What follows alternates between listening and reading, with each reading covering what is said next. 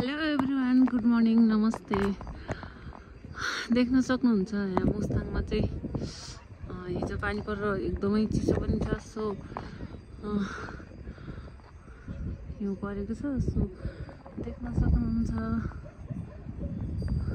यता आउँदै हुनुहुन्छ भने चाहिँ एकदमै केयरफुल भएर आउनु होला गाइजहरू। बाटोहरू पनि एकदमै हिउँले रोकिएको, अलिक गाह्रो छ रोकिएको भन्दा नि।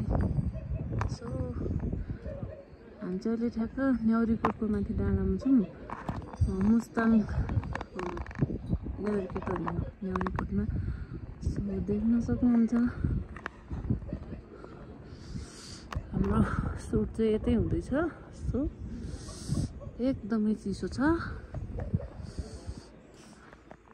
हजुरहरू मुस्ताङ आउँदै हुनुहुन्छ भने चाहिँ केयरफुल।